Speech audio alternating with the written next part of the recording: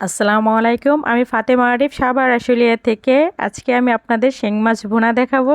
আর শিং মাছ কীভাবে ভুনা করতে হয় এটা সবাই জানে, কিন্তু আমি আপনাদের দেখাবো আমি যেভাবে ভুনা করি, বা আমাদের গ্রামে যেভাবে ভুনা করে আমি ওইভাবে শিং মাছ ভুনাটা দেখাবো। আর এইভাবে ভুনা করলে শিং মাছের একটুও ভেঙে যাবে না, কাটা কাটা হবে না, আর খেতেও অসম্ভব মজা হবে। এর জন্য আমি প্রথমে কড়াইতে তেল দিয়ে দিলাম, আর হলুদ মরিচ মাখিয়ে শিং মাছগুলো দিয়ে দিলাম। আগেই মাখিয়ে রাখছিলাম, আমি ওগুলা দিয়ে দিলাম। আর শিং মাছ অনেকে কাঁচা বোনা করে শিং মাছের ঝোল করে, কিন্তু আমার কাছে শিং মাছটা ভেজে রান্না করলে বেশি ভালো লাগে। আমার মনে হয় যে শিং মাছ ভেজে রান্নলে শিং মাছের একটা গন্ধ আছে, ওই গন্ধটা আসে না। অনেক শিং মাছ গন্ধ আসে, আর আমার শিং মাছগুলো একটু ছোটো, কারণ আমার শিং মাছগুলো হচ্ছে নদীর শিং মাছ। এর জন্য কিন্তু শিং মাছগুলো একটু ছোট। আর যেগুলো চাষের শিং মাছ, ওই শিং মাছগুলো অনেক গন্ধ আসে, আর দেখতেও অনেক বড় বড় হয়।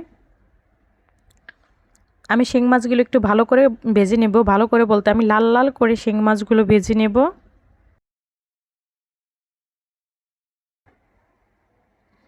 আমি সবগুলো শিং মাছ যাতে মানে ভাজা হয়, এই জন্য আমি কড়াইটা একটু বারে বারে দিয়ে দিতেছি, নেড়ে দিতেছি, যাতে তেলগুলো সব মাছের মধ্যে যায় আর শিং মাছগুলো মানে মোটামুটি ভাজা হয়ে যায়।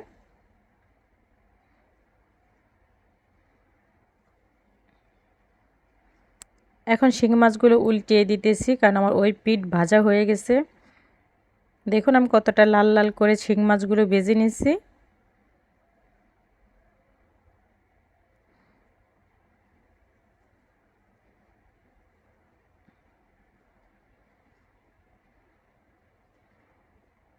শিং মাছগুলো আমি একটু আস্তে আস্তে উঠাইতেছি যাতে না ভেঙে যায়, কারণ এক পিঠ যেহেতু কাঁচা আছে, ভাজা হয়নি, এর জন্য ভাঙার সম্ভাবনা একটু বেশি থাকে। আর আমি সবগুলো শিং মাছ দিয়ে দিচ্ছি এখানে একসাথে ভাজার জন্য, এর জন্য কড়াইটা ভরে গেছে।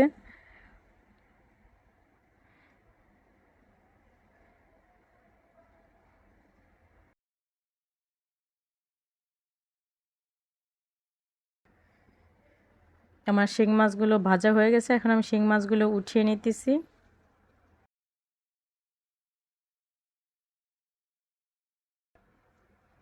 শিং মাছটা যখন উঠাইতে গেছি, আমার কড়াইটা বারে বারে নেড়ে মানে সরে যাচ্ছে চুলা থেকে, এর জন্য ওইরকম বারে বারে মানে কড়াই ঠিক করা লাগতেছে।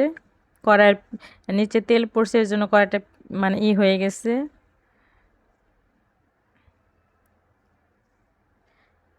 এখন এই তেলের মধ্যেই আমি পেঁয়াজ দিয়ে দিব, পেঁয়াজ কাঁচামরিচ দিয়ে দিব। আর আমি অফ ক্যামেরায় কিন্তু আরেকটু তেল দিছি কড়াইতে।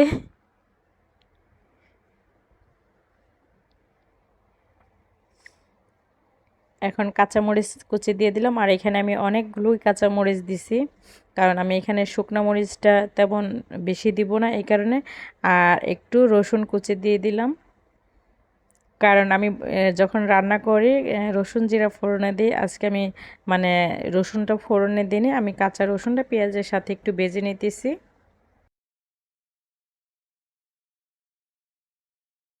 আমার পেঁয়াজটা হালকা ভাজা হয়ে গেছে, এখন আমি পরিমাণ মতো লবণ দিয়ে দিলাম। আর লবণ দেওয়ার আগে একটু করে নেবেন, কারণ আপনি যেহেতু মাছে লবণ দিয়ে ভাজা, এর জন্য ওই মানে আন্দাজে লবণটা দেওয়ার চেষ্টা করবেন।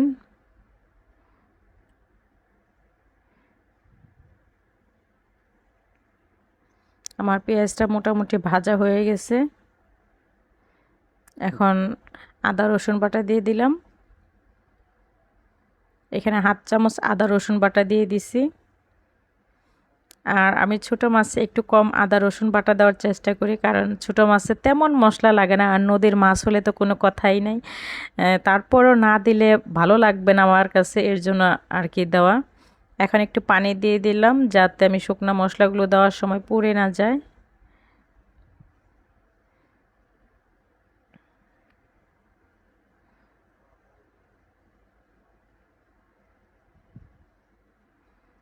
এখন সামান্য পরিমাণ মরিচের গুঁড়ো দিয়ে দিলাম, আর হাফ চামচেরও কম আমি হলুদ গুঁড়ো দিয়ে দিলাম, আর হাফ চামচের কম আমি ধনিয়ার গুঁড়ো দিয়ে দিলাম। এখানে 3 রকমের ধনিয়া আছে, ধনিয়া, মৌরি আর রাঁধুনি, তিনটা একসাথে আমি ভাঙিয়ে নিছি। এখন মশলাটা আমি একটু ভালো করে কষিয়ে নিব। আর তখন আমার আদা রসুন বাটা ছিল, জিরে বাটা ছিল না, এর জন্য আমি এখন জিরে মানে পাউডারটা দিয়ে দিলাম, এটা কাঁচা জিরে।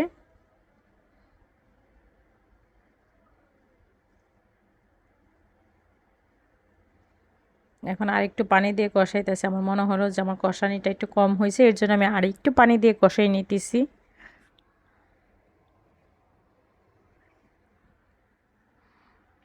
আর মাছ ভুনা করেন আর মাছের তরকারি রাঁধেন, মাংসের তরকারি রাঁধেন, মশলাটা যদি ভালো করে কষানো না হয় আসলে খেতে তেমন ভালো লাগে না।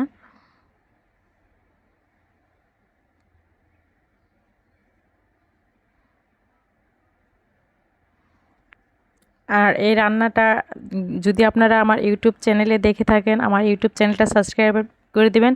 আর যদি আমার পেজে দেখে থাকেন, ফেসবুক পেজে, তাহলে আমাকে একটু ফলো দিয়ে রাখবেন প্লিজ।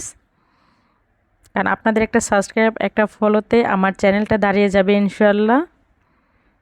এখন আমি মশলাগুলোর সাথে মাছগুলো ভালো করে একটু কষিয়ে নিতেছি। আর অফ ক্যামেরা আমি মোটামুটি অনেকটা সময় ভরে হালকা মানে নাড়া দিয়ে কষিয়েছি, যাতে মাছগুলো আমার ভেঙে না যায়।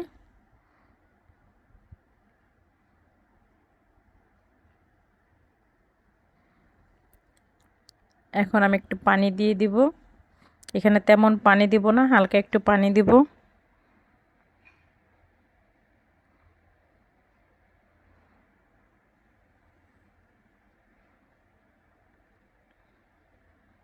আর আমি যখন রান্নাটা বসিয়েছিলাম তখন এতটা বৃষ্টি আসছে আর আকাশ কালো হয়ে গেছে, এর জন্য আমার তরকারির মানে তরকারির কালারটা একটু ঘোলা ঘোলা লাগতেছে, কিন্তু আমার তরকারিটা অসম্ভব মজার ছিল আর রান্নাটা অনেক সুন্দর ছিল। আপনারা দেখলে বুঝতে পারবেন পুরো ভিডিওটা।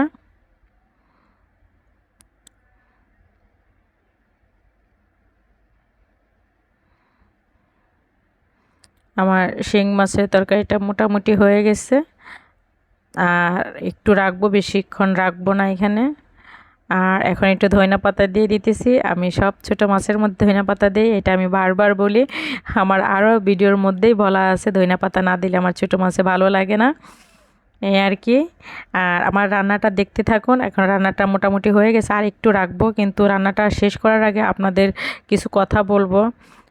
আমার আরেকটা ইউটিউব চ্যানেল ছিল, 600 সাবস্ক্রাইবার ছিল, আমার চ্যানেলটা হঠাৎ করে চলে গেছে।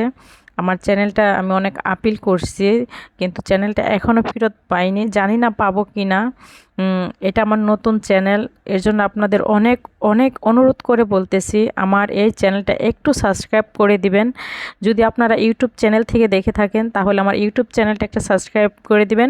আর যদি আমার ফেসবুক পেজে এই ভিডিওটা দেখে থাকেন আমাকে একটা ফলো দিয়ে রাখবেন প্লিজ। আপনাদের একটা সাবস্ক্রাইব, একটা ফলোতে আমার চ্যানেলটা দাঁড়িয়ে যাবে।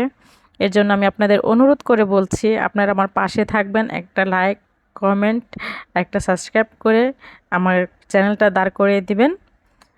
আমার রান্নাটা শেষ হয়ে গেছে। আসসালামু আলাইকুম।